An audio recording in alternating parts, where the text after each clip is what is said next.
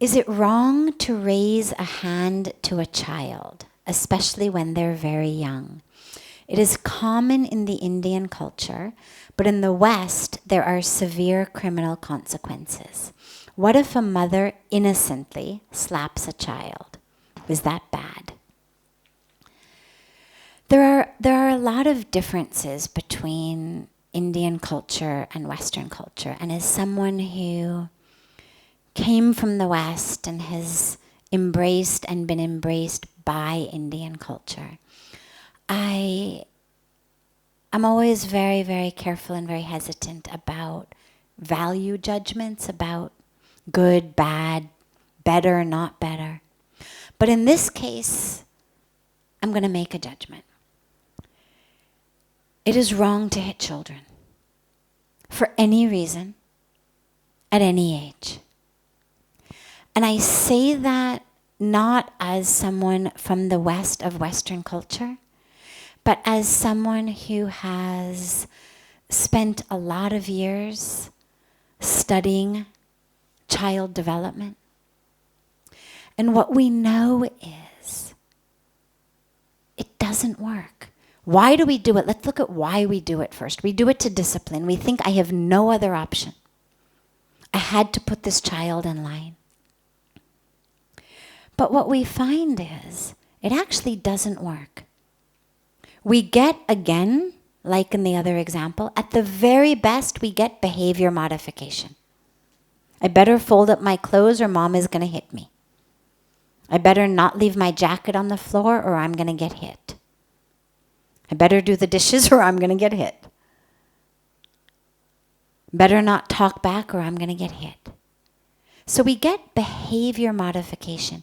But what our world needs today, much more than obedient children, are awake children, are courageous children, are open children, are connected children, grounded children.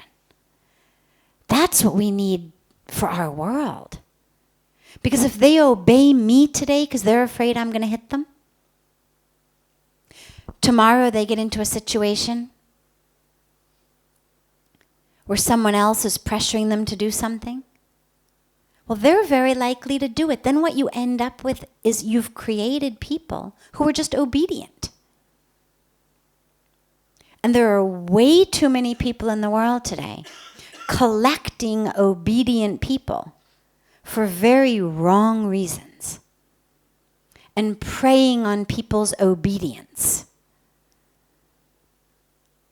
We don't need more obedient people. We need people who do the right thing for the right reason, not because they're afraid they're going to get hit. That takes a little bit more time, a little bit more creativity, a little bit more connection on the part of the parents. It's a lot easier to just slap a kid. Yeah, they'll shut up. It's a lot harder to sit down with them and understand what is the root of their screaming. What is the root of their behavior? It takes a lot more time, a lot more creativity, and it requires parents to be prepared to go there with their children, to be open, to be honest. But that's what our world needs. Because when they are connected to themselves, to God, to the universe, they're going to do the right thing anyway. But they're not going to do it because they're afraid of being hit. And it may not be your right thing. It may not be according to your agenda as parents. But it will be what our world needs. Because your agenda is based on how your parents raised you. So by the time you get around to raising your children, that agenda is already a few decades old. Our world is in a different place.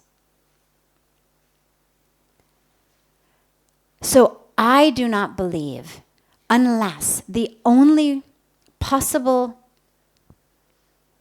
exception that I would make for that rule is if a child was literally in physical danger.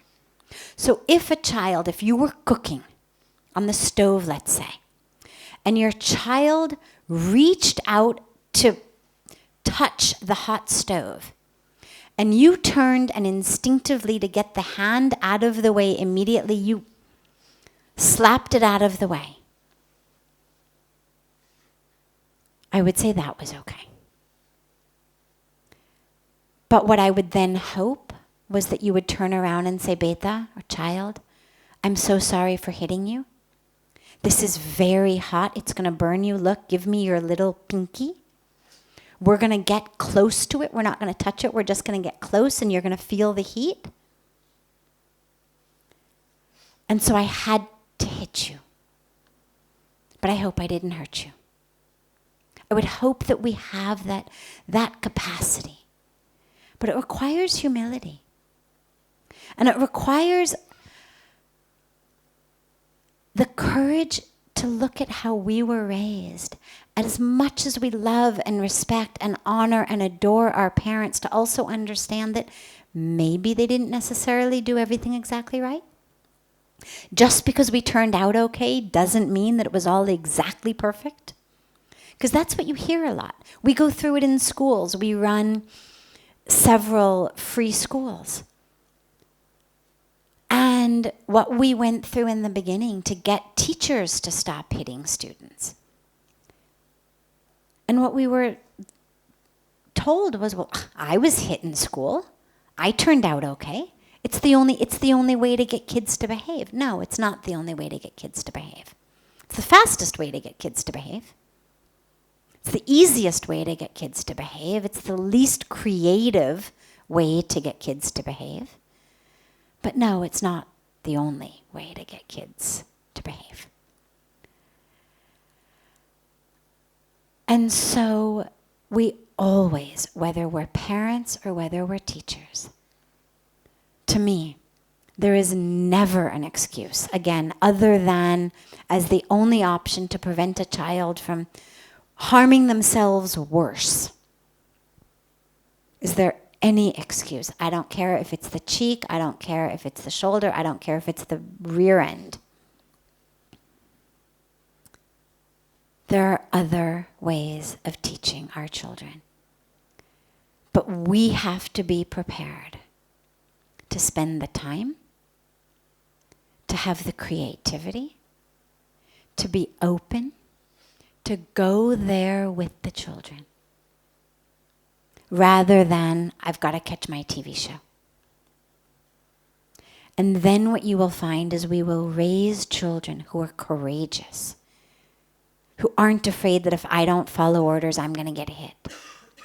We raise children who are open, who know that from the time I was young, people listened. And they respected me. They explained things. They didn't just tell me, sit down and shut up or I'm going to beat you. I was given from childhood a sense of myself, which means I'm going to be someone who's going to move through the world with the awareness that, yeah, I can make a difference. Yeah, I have something to say. Yeah, it matters. Yeah, I'm of value. Not just when I'm obedient. And this is what our world needs today.